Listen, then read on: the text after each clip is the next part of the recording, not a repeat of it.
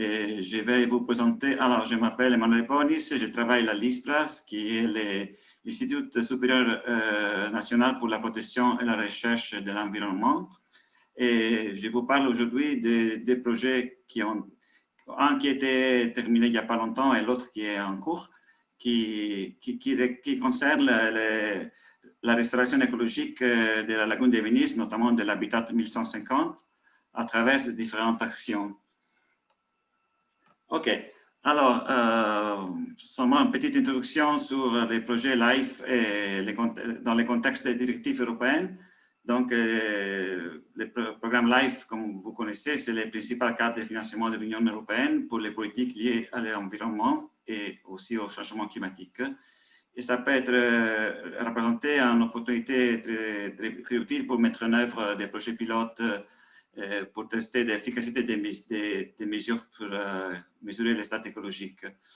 En ce qui concerne la directive Habitat, les mesures adoptées visent à assurer le maintien ou la restauration d'un état de conservation favorable des habitats naturels et des espèces de la faune et de la flore d'intérêt communautaire.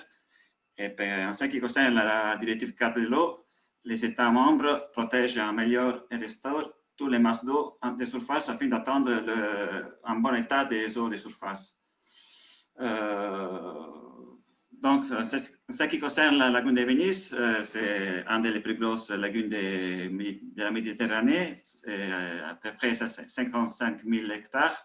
Et il a beaucoup de différentes, en mosaïque d'écosystèmes de très haute valeur environnementale, mais il souffre de différents impacts anthropiques qui sont liés à la présence des industries directement dans la lagune. Il y a la présence des villes, il y a forcément le tourisme de Venise avec même les grands bateaux, et il y a le trafic maritime, et il y a la pêche, surtout la conchyliculture, la pêche et la production des palourdes. Il y a le dragage des canaux, et il y a l'agriculture qui est assez importante dans tous les bassins versants, donc il va verser des nutriments dans les bassins. En ce qui concerne les herbiers, donc les herbiers étaient assez développés dans la lagune. Ici, vous voyez, c'est ce qui s'est passé entre 1990 et 2010. Et donc, une forte régression des herbiers présents. Et ça, c'était dû surtout à la turbidité créée par le trafic et surtout par les activités de pêche à la palourde et à l'eutrophisation. Et aussi ici, dans les dernières années, il y a eu une baisse surtout du phosphore qui arrivait du bassin versant, un peu comme on disait à tout à l'heure Valérie. Et donc, maintenant, les conditions naturelles se sont un peu rétablies pour le développement des herbiers. Et en baisse, vous voyez la situation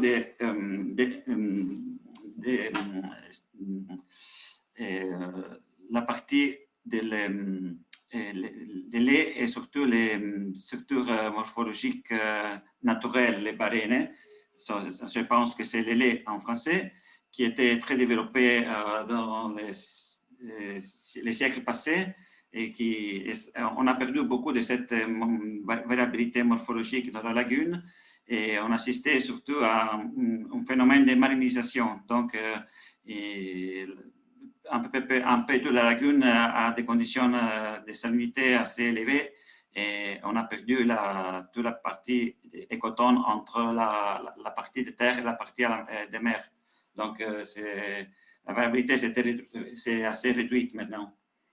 Et ce sont ces sujets sur lesquels on a idée notre projet LIFE.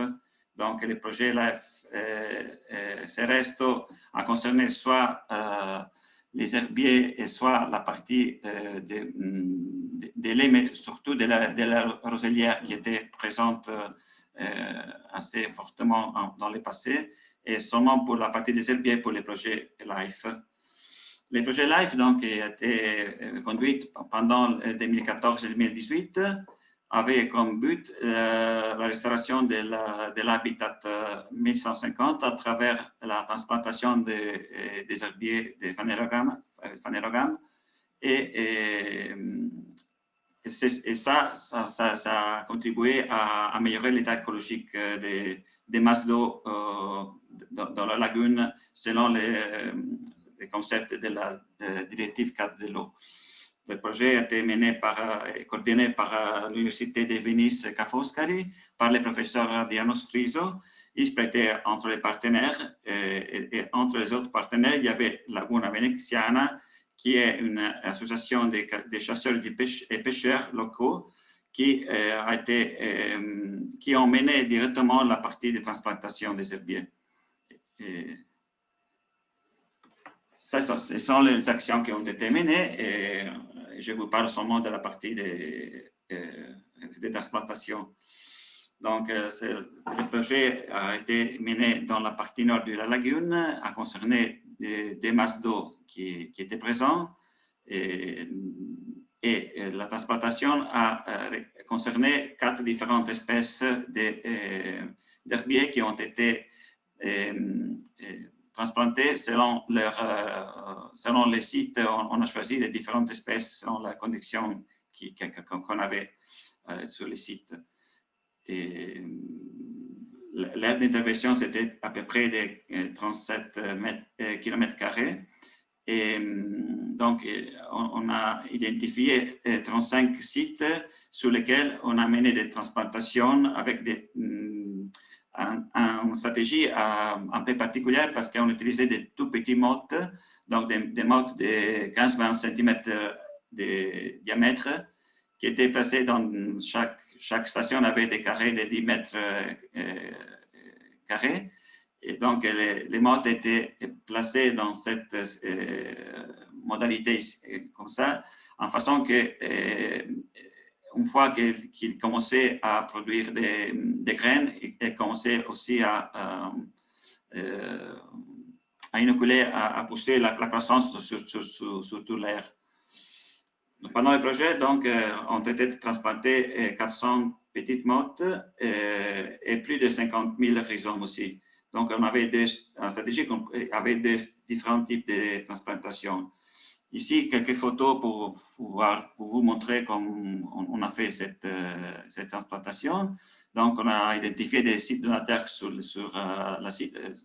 des places où les herbiers avaient un bon développement et la transplantation n'a pas causé des dégâts sur les sites donateurs parce que la quantité de mottes transplantées était fortement réduite. Et donc, ont été récoltées par une carottière, transplantées sur les sites, sur les stations et après installées. Et la même chose a été faite pour les singles rhizomes, donc ont été prises sur lieu, et transplantées avec des pinces et ici vous voyez des rhizomes installés. Comme résultat de cette activité, on a eu de très bons résultats. Ici, vous pouvez voir dans la graphique ENO, c'était la première série de transplantations menées en 2014. Donc, après 3 années, la couverture sur chaque station était plus de 68% à partir de moins de 1% à l'état initial. Et des mêmes résultats ont été obtenus pendant le deuxième cycle de transplantation, donc sur les autres 18 sites. Et donc, en fin de projet, on a eu, on avait 35 sites de transplantation et 21 d'entre eux avaient une couverture entre 75 et 100%. Et ici, il y a la map de végétation. Avant le projet, il y avait presque la présence d'herbiers dans la zone. Et en fin de projet, on a eu 4 mètres carrés de couverture serrée et 10 km carrés si on considère aussi les couvertures fragmentées. Donc, c'était vraiment un très bon succès. Et il y avait une partie de la zone des projets où les transplantations n'ont pas eu de bons résultats. Et ce sont les sites qui étaient plus à côté de la partie à terre. Et donc, dans ce cas-là, les problèmes, c'était les bassins versants qui étaient très, très proches. Et vous voyez qu'à côté de ces sites, il y a un cours d'eau. Et ce cours d'eau n'arrive pas à la lagune normalement, mais il souffre d'inondations dans cette partie-là. Et donc, pendant les inondations, un très gros massif et impulsif quantité d'eau et de nutriments sont amenés dans la lagune. Et l'autre problème, c'était la température estivale qui était très élevée dans la zone. Et ça, c'est la zone où on a fait le deuxième projet, le projet Seresto. Et, ici, ce sont les résultats qu'on a obtenus pendant les monitorages écologiques. Donc, dans les maps, dans les cas, vous voyez, on a identifié 8 sites où on a calculé l'état écologique des macrophytes selon l'index qui était officiellement adopté en Italie, qui est le MAQI, Macrophyte Quality Index.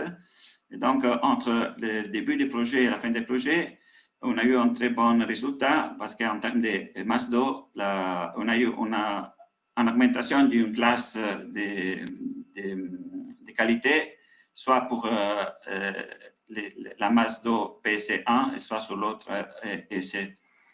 Et des mêmes résultats très intéressants, on a obtenu sur les autres éléments de qualité biologique, pardon.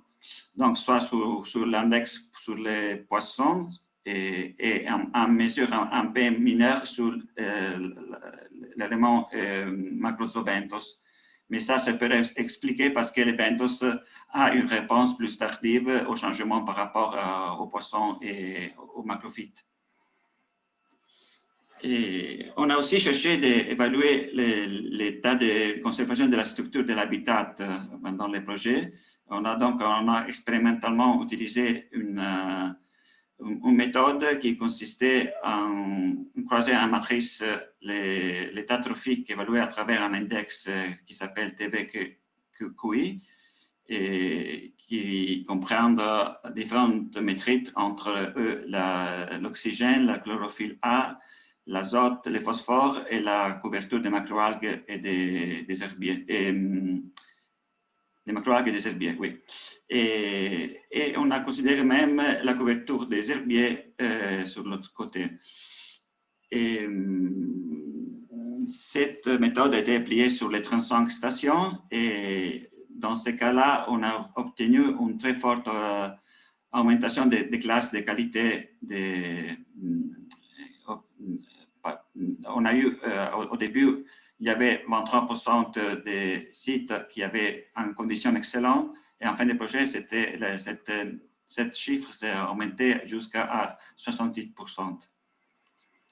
Et en ce qui concerne l'état de conservation des fonctions de l'habitat 1150, ça a été calculé en voie expérimentale en considérant l'index toujours en forme de matrice, en considérant tous les croisements, l'index pour le poisson et celui pour les macrozobentos. Et en considérant le status de l'index sur les macrophytes s'il y avait des résultats qui n'étaient pas clairs. Et cette méthode a été appliquée sur les 8 stations où on a fait des études sur les éléments de qualité biologique, donc sur 8 sites.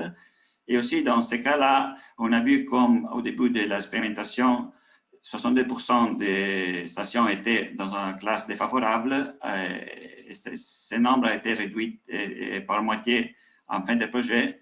Et cette moitié, on la voit pour les résultats excellents qui étaient absents au début du projet.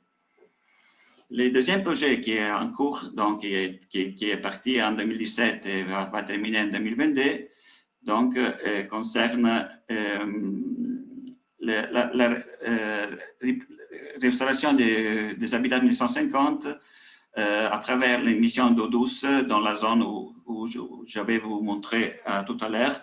Et après, je serai plus clair sur cette partie-là. Donc, le coordinateur, c'est ISPRA, et entre les partenaires, il y a la région Veneto, le provveditorato, l'université, et il y a une IPROS qui est un bureau d'ingénieurs de modélisation, parce que ce projet-là a une partie assez importante de modélisation. Et donc, la partie le site des projets, c'est celui indiqué en rouge, et il y a des interventions qui sont menées dans la partie en jaune, qui regardent la mission d'eau douce et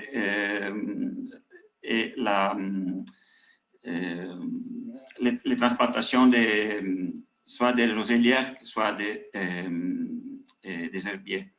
Donc, les projets sont le rétablissement d'un gradient saline entre la terre et la lagune ouverte, et la réduction de charges trophiques à travers la phytorémédiation et l'amélioration de l'état de conservation d'espèces de poissons et d'oiseaux d'intérêt communautaire.